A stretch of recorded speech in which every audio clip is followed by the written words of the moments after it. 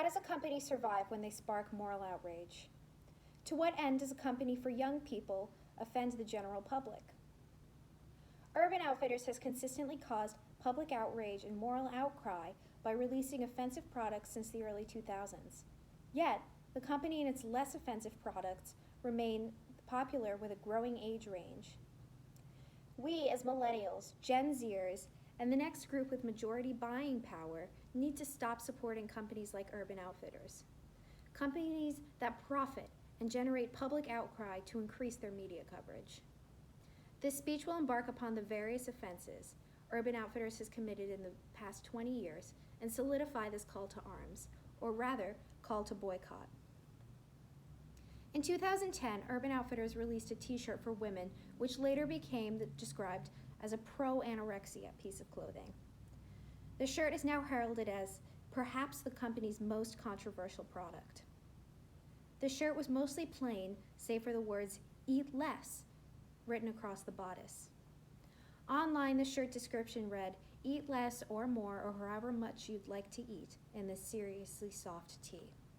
What consumers and critics alike found perhaps even more offensive, other than the message encouraging young women to eat less, was that the model the shirt was advertised on was described as rail thin. Many involved in the public outrage asserted that certainly no one should be telling that model to eat less.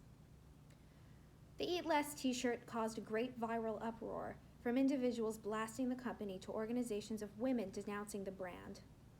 The uproar was founded on the notion that the t-shirt, again writing "Eat Less," encouraged women to eat less, romanticized the idea, and glamorized the idea of eating disorders rather than presenting them as a serious mental illness.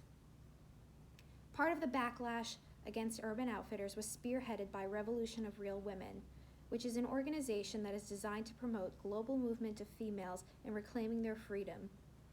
In addition, the t-shirt sparked distaste and disgust from public figures such as actress Sophia Bush, who wrote an open letter to Urban Outfitters addressing the t-shirt. Bush also called for a boycott.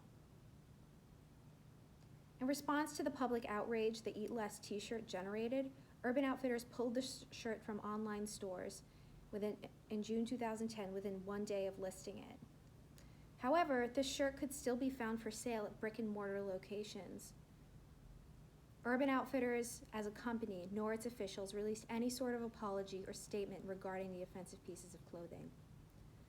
So Urban Outfitters has offended those who suffer from mental illnesses, those who have eating disorders, and probably a lot of mothers and parents who certainly don't want it promoted to their children that having an eating disorder is fun, cool, or safe.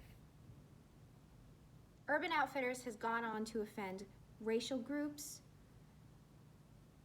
sexuality groups, and gender groups, as well as committing other offensive acts towards certain mental health organizations or groups of people and Jewish people.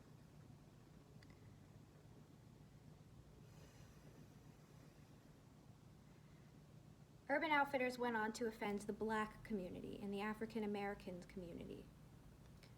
They released a board game called Getopoly, which was supposed to be a spoof on Monopoly.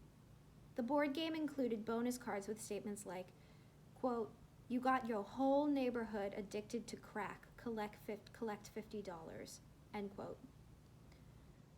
This in addition to releasing a t-shirt given the color name, quote, "Obama Black," end quote. These two offenses greatly angered the African American community, especially clergy members, with Reverend Glenn Wilson in Philadelphia stating that there was no way the game or shirt could be taken in any way other than that the creator had racist intent in marketing it. Urban Outfitters also went on to offend the Jewish community and Holocaust survivors with products including a 2015 tapestry eerily reminiscent of the Holocaust. Said tapestry featured a gray and white striped pattern and small pink triangles, leading to the Anti-Defamation League to respond that such a pattern combination was reminiscent of the clothing Nazis forced gay prisoners to wear in concentration camps, and that whether intentional or not, the pattern was deeply offensive and should not be mainstreamed into popular culture. In In the following weeks, Urban Outfitters released a t-shirt, plain save for a 6-pointed yellow star, again reminiscent of labels Nazis in Germany forced Jewish people to wear to label themselves as Jewish. Urban Outfitters went on to offend Native American nations. They released a line of clothing and accessories marketed as Navajo. The Navajo Nation holds 12 trademarks on the word Navajo, including for clothing, and a 1990 law prohibits falsely suggesting that products are made by Native Americans.